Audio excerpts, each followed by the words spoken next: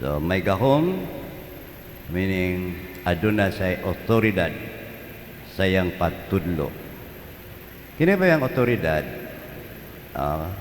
Kay kuni power magaduntan pero the same pabariyas na ang paghuban niya na aduna siya ay otoridad. Kana otoridad, authority, about sama na siya pinulungan nga siya ang creator. Sama na yung taduna siya ay author. Siya ang author. Nagsulat o libro, mga novela, niya muna ingno na to dayon sa this is my creation kung ikaw ang nagsulat. Gani ang kagamhanan, ang panggoberno na protektar niya ang gitawag nato og patented kaayo. Patent meaning dili ka maka paprinta niya na, dili ka makapadaghan kay ligi gawas kung ikaw mananghid sa author na doon na sa creator. So nga naman nga makaingon ta na manigahom siya at tinuod yun ang mga ibaman ta nga ang mga yawa gali naghisgot kung kinsa kini si Jesus. May ning mga kanang yawa kay nakaila pa gani sumapa niya sinugo sa Dios, balaang sinugo sa Dios. So by His power, by His authority, nga tungod sa iyang pagka-balaang sinugo sa Dios, sumapa sa mayawa, ito na ibalota kay siya man gayud ang bugtong anak sa Dios. So ang Ginoo may naghatag kaniya of authority, naghatag niya gahom, dili lamang sa iyang panudlo, kundi sa sumapa diri ang paghingilin sa mga yawa.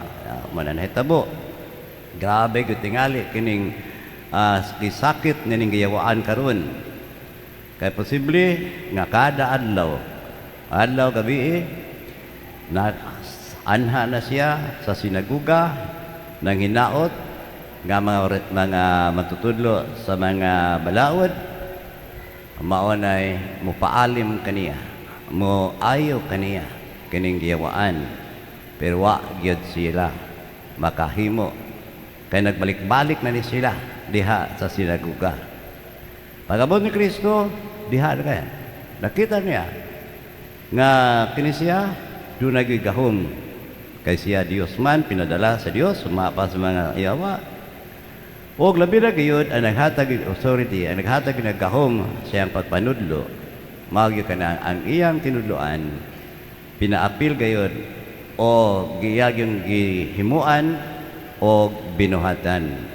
So ang iyang authority comes from His word, pero dili lamang sa mga pulong niya, kundi sa iya gayud nga binuhatan with deeds gayud.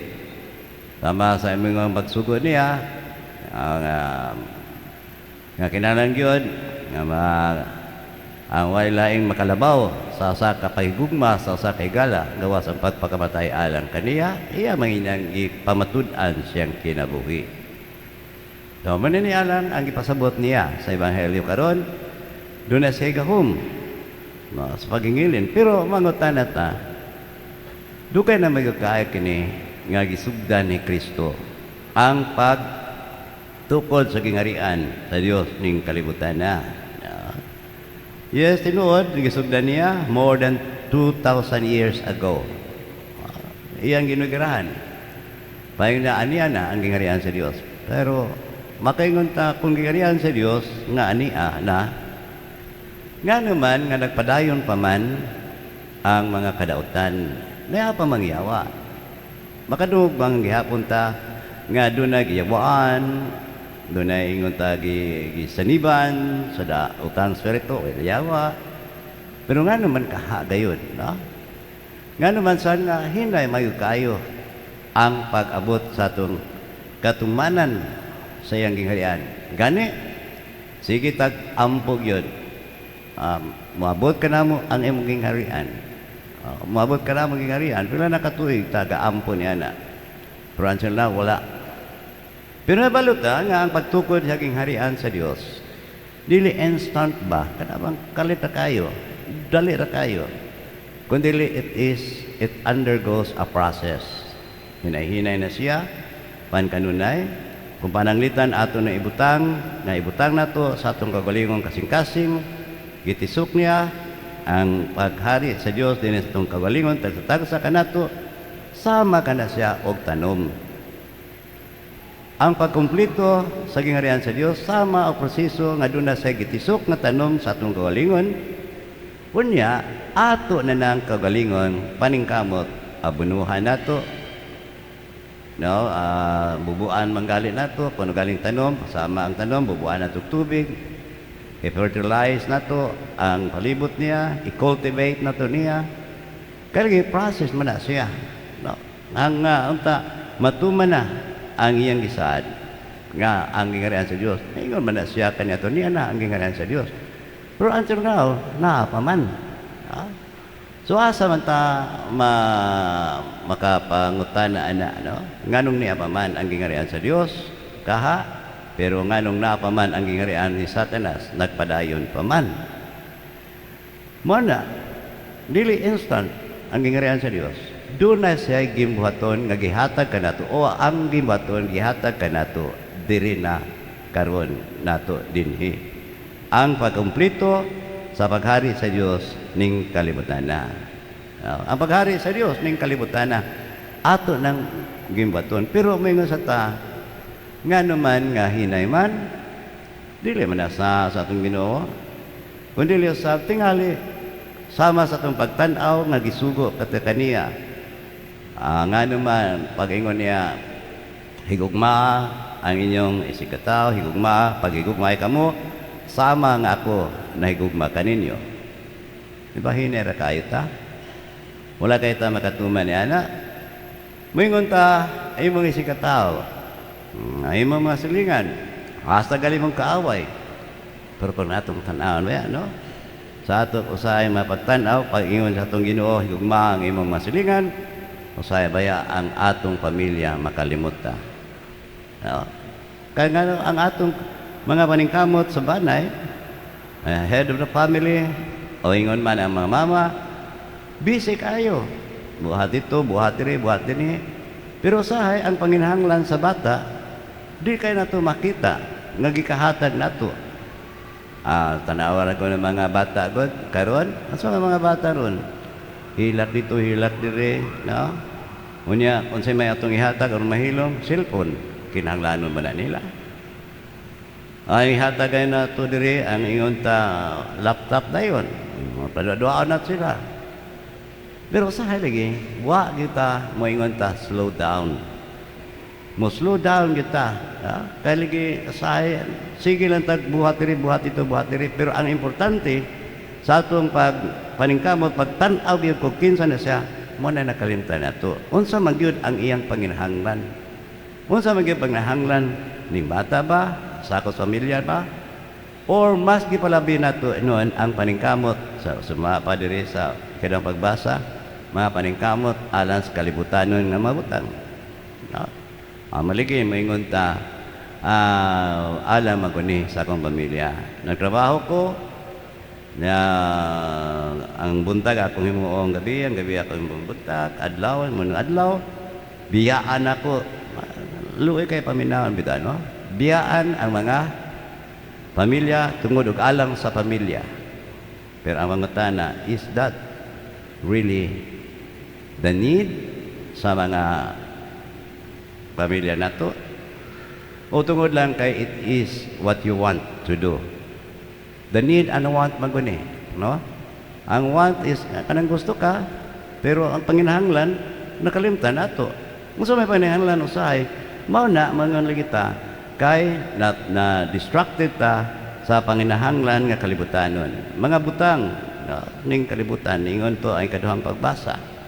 Sa imbes ang the real need sa atong mga bata, mga dagko karon ang presence.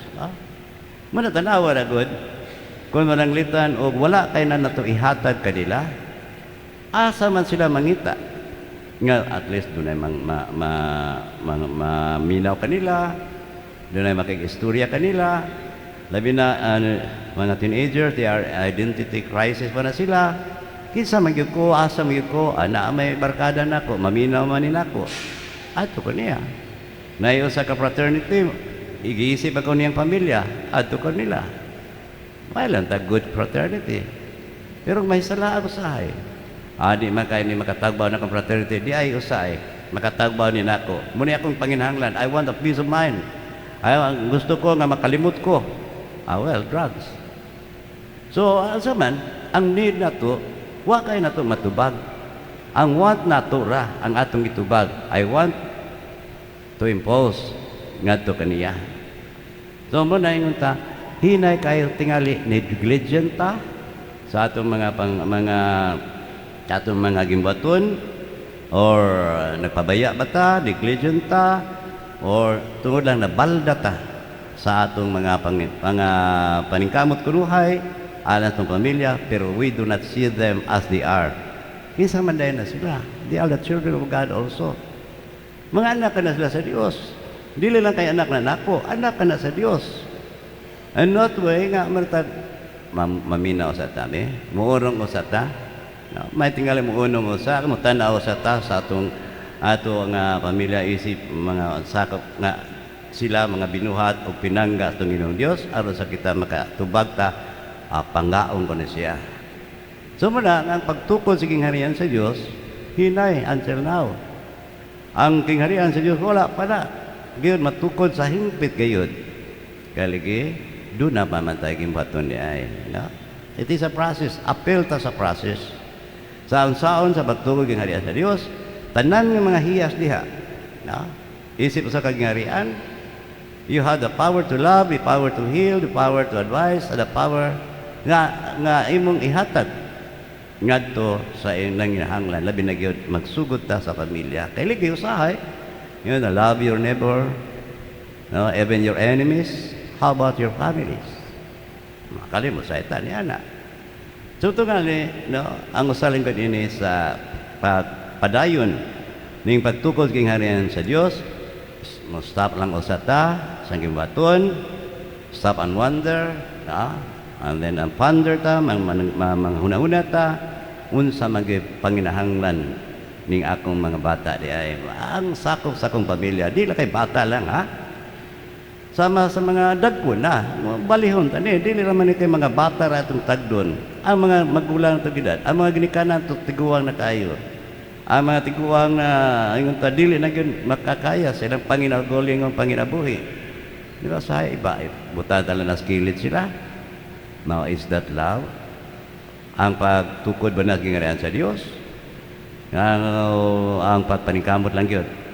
Minta ako lang yung tagdon siya, pinagi niya akong ihatag kaniya kung unsay kinahanglan, tambal, mga unsa ba diha, exercise, pero they need more than that, no? So muna, this time siguro to stop and wonder, no? Think and ponder. Kung unsa gayud, ang ato nga gimaton sa pagtukod kingharian sa Dios, mika ba ta, nagpabaya ba ta, or tingali wa lang ta makatan-aw gayud the real gayud nga panginahanglan alang sa pagtukod sa kingharian sa Dios, siya ana uban kanato pamitaw nga kinahanglan gyud mo sangpitan niya, kinahanglan kita himo kita nga makahimatngon na siya uban kanato nya karon na ba no? The more you know, the more you love mo na, di ba? Kanong adlaw ba ya? National Bible Sunday. Na ang bala ang kasulatan. Na diha ang iyang tambag, na diha ang iyang mingunta power nga maghatag ang kalig-on sa pagduol kaniya, pag-ila kaniya. So, ang una natong buhaton siguro, no? Ang pag-ilan kaniya, kay lagi mo man ay atong dad-on ngadto sa atong pamilya. Kinsa atong nailhan si Kristo ang Ginoo. O sa anong pag-ila, the more you know, the more you love. So, muna, karon gipahinamangnuan ta. No, ni abaya ang Biblia gihata sa Dios. Na muna ngayon ta, this is the right time sa pagpasiduog no kaligi National Bible Sunday man karon. Manindo sa taan niya, magpadayag ta sa atong pagtuon.